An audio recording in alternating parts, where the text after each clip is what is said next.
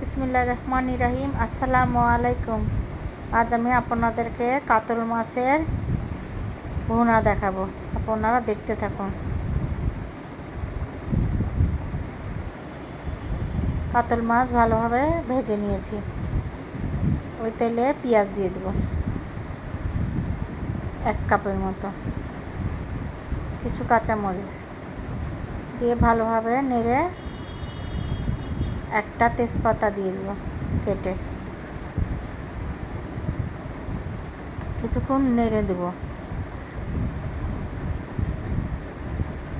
এখন আমি সব পেঁয়াজগুলা একটি বাটির মধ্যে তুলে নেব। ওখানে আবার সামান্য একটু তেল দিয়ে দেব গোটা মশলা দিয়ে দেব, আদা রসুন বাটা, পেঁয়াজ বাটা 2 চামচ। এখন আমি ভালোভাবে ভুনে নেব। দিয়ে দেব টমেটো বাটা, আবার ভালোভাবে ভুনে নেব। দিয়ে দেব সামান্য একটু পানি কষানোর জন্য। 1 চামচ হলুদের গুঁড়া দিয়ে আবার ভালোভাবে কষিয়ে নেব। স্বাদ অনুযায়ী লবণ দিয়ে দেব 2 চামচ মরিচের গুঁড়া। এখন আমি ভালোভাবে ভুনে নেব।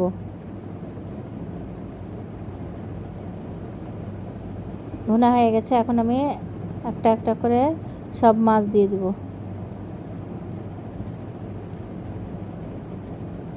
দেব পরিমাণ মতন পানি। আমি ভালোভাবে একটু নেড়ে দেব। দিয়ে দেব জিরা ধনিয়ার গুঁড়া 1 চামচ। এখন ঢেকে দেব 5 মিনিটের জন্য।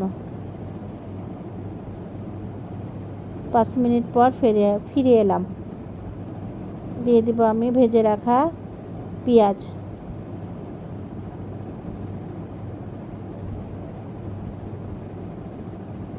দিয়ে দেব সামান্য একটু পানি।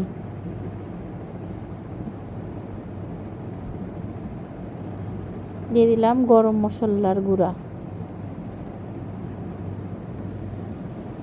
এখন আমি একটু নেড়ে ঢেকে দেব 5 মিনিটের জন্য। হয়ে গেছে আমার কাতল মাছের ভুনা।